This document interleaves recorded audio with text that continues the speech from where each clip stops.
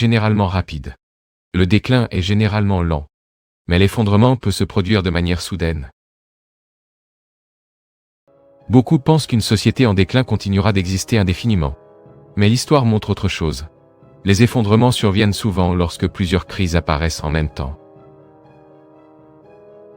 Guerre, crise économique, catastrophe environnementale, pandémie.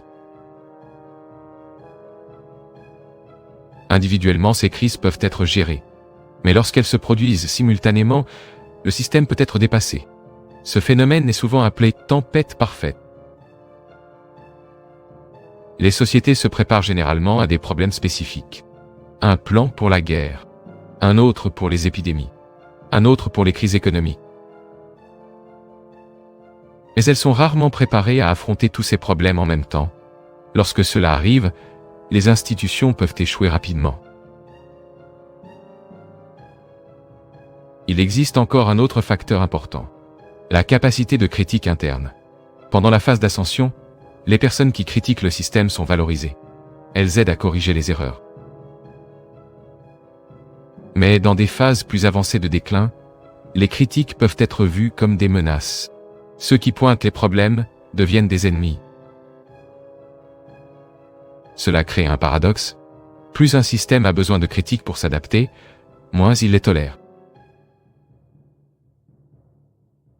En conséquence, les sociétés peuvent perdre leur capacité à se préparer aux menaces futures. Les problèmes s'accumulent. Et lorsque les crises apparaissent, il est trop tard pour réagir. Sur la base de ce modèle historique, certains analystes tentent de faire des prévisions sur l'avenir, en particulier pour le monde occidental. L'une des prévisions les plus discutées concerne l'affaiblissement des libertés démocratiques. À mesure que les systèmes entrent dans des phases de déclin, les gouvernements peuvent adopter des mesures plus autoritaires. Une autre prévision concerne les difficultés économiques. Lorsque les citoyens perdent confiance dans le système, la motivation à travailler et à investir peut diminuer. Cela réduit la croissance économique. Un autre phénomène possible est l'augmentation des flux migratoires. Les gouvernements peuvent recourir à l'immigration pour compenser le manque de main-d'œuvre. Mais des changements démographiques rapides peuvent aussi générer des tensions sociales.